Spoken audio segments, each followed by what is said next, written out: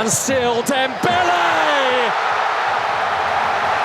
ফুটবলের ইতিহাসে কিছু রাত আসে যেগুলো শুধু একটি ম্যাচ নয়, একজন কিংবদন্তির পুনর্জন্মের সাক্ষী হয়ে থাকে। বড় টুর্নামেন্টে হারিয়ে যাওয়ার অভিযোগ যেন বছরের পর বছর তাড়া করে ফিরছিল তাকে। সমালোচকরা যখন প্রশ্ন তুলেছিলেন তার সামর্থ্য নিয়ে, ঠিক তখনই এক বিস্ফোরক পারফরমেন্সে বদলে দিলেন সব হিসেব। মাত্র ৩২ মিনিটে হ্যাটট্রিক করে লিখলেন বিশ্বকাপের ৭২ বছরের ইতিহাসে দ্রুততম মাস্টারপিস।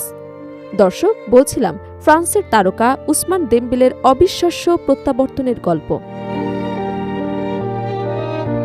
বিশ্বকাপ শুরুর আগে উসমান দেমবেলের সবচেয়ে বড় পরিচয় ছিল সদ্যজেতা ব্যালন ডি'অর, কিন্তু টুর্নামেন্টের শুরুতে সেই পরিচয় যেন হারিয়ে যেতে বসেছিল। যখন লিওনেল মেসি, কিলিয়ান এমবাপ্পে কিংবা আর্লিং হল্যান্ড একের পর এক গোল করে শিরোনাম হচ্ছিলেন, তখন দেমবেলের নাম ছিল অনেকটাই আড়ালে।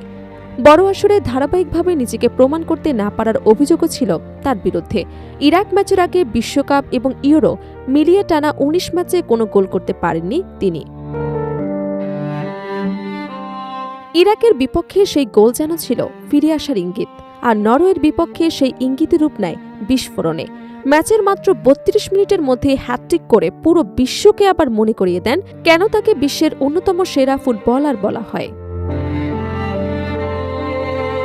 দেমবেলের প্রথম গোল আসে ম্যাচের ৭ম মিনিটে। কিলিয়ান এমবাপ্পের নিখুঁত পাস ধরে বাঁ পায়ের দুর্দান্ত ফিনিশিংয়ে এগিয়ে যান ফ্রান্স। দ্বিতীয় গোলটি আরও দৃষ্টিনন্দন। বাঁ প্রান্ত থেকে ভেতরে ঢুকে বক্সের বাইরে থেকে বাঁকানো শটে নরওয়ের গোলরক্ষককে পরাস্ত করেন তিনি। আর ৩২ মিনিটে নিজের তৃতীয় গোলটি করেন ডিফেন্ডারদের কাটিয়ে, অসাধারণ নিয়ন্ত্রণ এবং নিখুঁত শটে।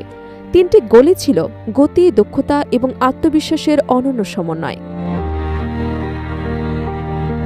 এই পারফরমেন্স দেখে মুগ্ধ হয়েছেন ফরাসি কিংবদন্তি থিয়েরো অরি।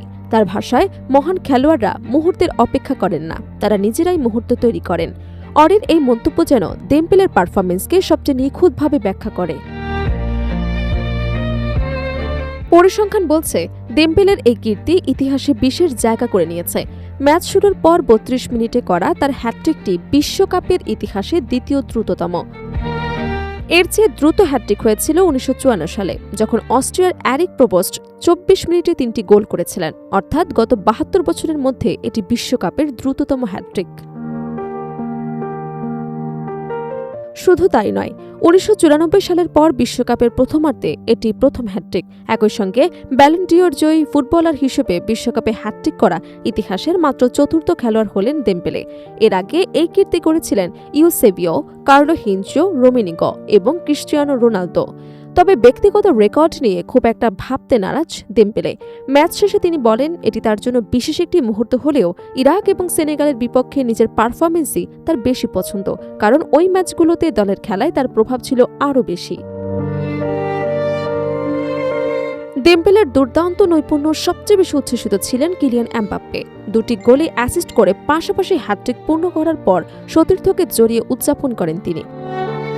এখন দুজনেরই সমান ৪টি করে গোল, ফলে নকআউট পর্বে ফ্রান্সের আক্রমণ ভাগ যে আরো ভয়ঙ্কর হয়ে উঠছে তা বলাই যায়। বিশ্লেষকদের মতে, এমবাপ্পে দেমবেলের এই জুটি এখন বিশ্বকাপের সবচেয়ে ভয়ঙ্কর আক্রমণ ভাগগুলোর একটি। আর দেমবেলের এই পারফরমেন্স প্রমাণ করেছে সমালোচনার জবাব মাঠেই দিতে হবে। মাত্র ৩২ মিনিটে তিনি লিখে ফেলেছেন এমন এক গল্প যা বিশ্বকাপের ইতিহাসে দীর্ঘদিন স্মরণীয় হয়ে থাকবে।